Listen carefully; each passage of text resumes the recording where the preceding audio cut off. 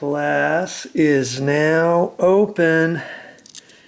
Look at this, an electrical duplex receptacle outlet. This is for beginners.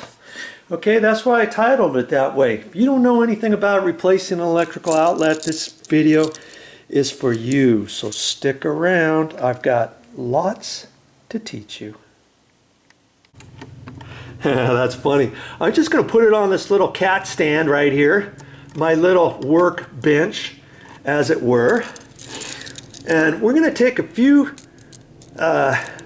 looks on here as to what's going on with this. Did you know you can get an electrical outlet like this at your local hardware store for about, this one was less than $1, 77 cents to be exact. You don't want to buy one in a cardboard box. Lots of times they'll have electrical outlets in a cardboard box like this. This happens to be a switch, but sometimes you'll find these in here, you know. But I usually like to get the ones that are loose in a tray, and they're the cheapest ones you can get.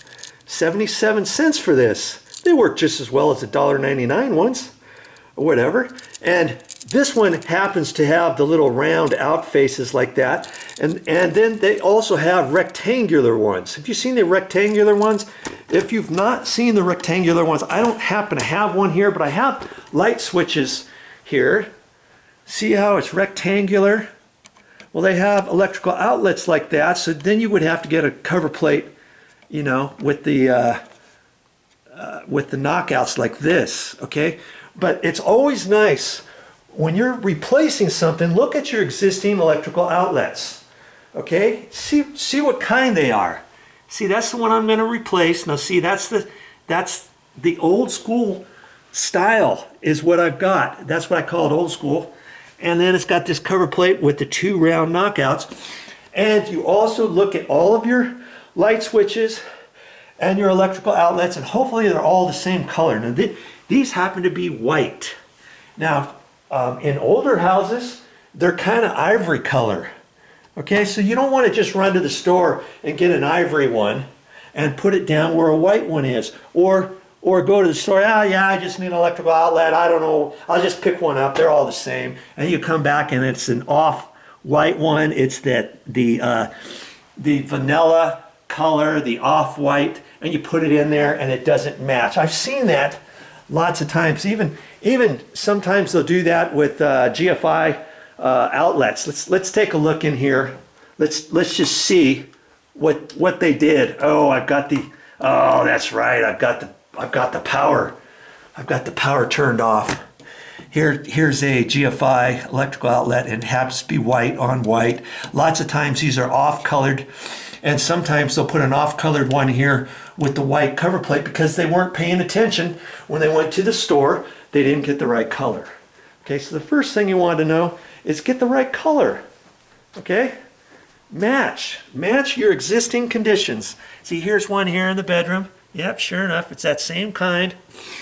You take a peruse, check around. Yep, sure enough, white on white. All the light switches are white on white. White light switches, white cover plates, not the off-white. Okay, so everything's going to match. That's one of the first things I do before I go down to the hardware store and pick something out.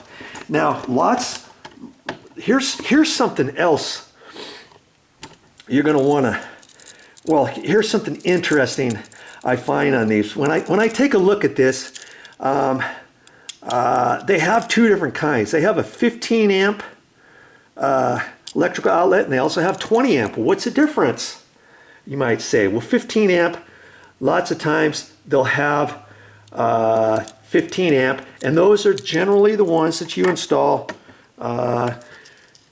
in a house, okay? Like all your electrical outlets in your bedroom will probably be this one, 15 amp, but you know, in the kitchen, they're probably 20 amp. They're probably 20 amp, and lots of times 20 amp electrical outlets might have a line right there, and that might distinguish it. But then also you can look up in here, and I see on this one it says 15A right there. That tells me this is a 15 amp one. Here's another little thing right there. See that? 15A. 125V means 125 volt. Okay, 125 volt, 15 amp. And so I know this is the one that I want. The funny thing is, when you go down to your electrical panel, let's just go down there. This is a training video, and I'm trying to teach you some different things having to do with electrical. So count yourself lucky. Lots of times, I don't know where you're going to find something like this on a YouTube channel. They'll probably just tell you how to install an electrical outlet, and they tell you how to take it apart, put it back together, and all that kind of stuff. I'm giving you the meat and the potatoes, so to speak, on a few things having to do with electrical. Okay, so here's my electrical sub panel, and I'm going to look at this, and you can read all the different things. And the funny thing is, on that electrical outlet up there, it didn't list. It's upstairs and stuff. I actually found it under living room, and see, look at this. See all of these? These are your breakers, and they all happen to say 20 on them, don't they? See there? They all say 20. That's kind of odd. But here's the thing. Lots of times you'll have in your sub panel, you'll have lots of them that'll say 15 amp, 15, and you'll have some that say 20. The 15s are usually for your bedroom electrical outlets and your bedroom light fixtures and all kinds of stuff like that. But this happens to be a condo, and they thought, forget it. Let's just run everything 20 amp. Okay? And that's something important to know. Why is that? Because for 20 amp, all of your electrical wiring inside the house is going to be 12 gauge wire. Okay, 12 gauge wire. That's the size of the copper. Okay, solid 12 gauge wiring.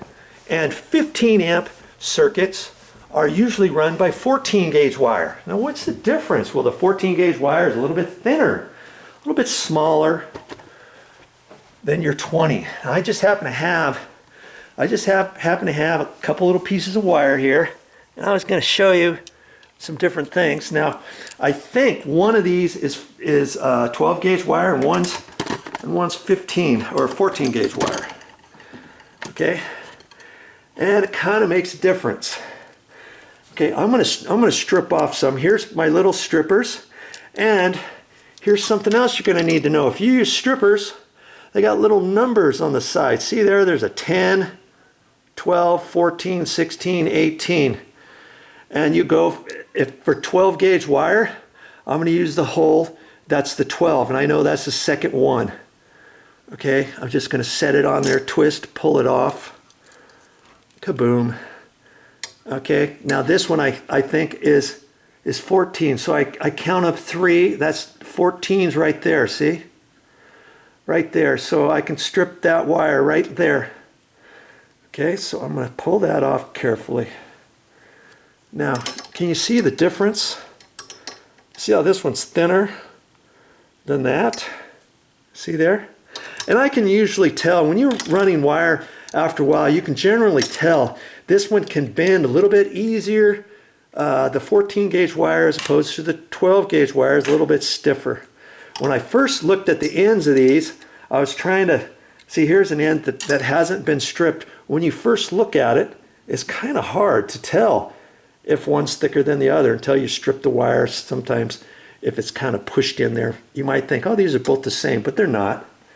And that's a very important aspect to know, because when you're getting ready to install an electrical outlet, okay, this is a 15 amp, right? This is 15 amp. There's 3 different ways to install a wire on a 15 amp electrical outlet. Okay, let's just show you a couple of them.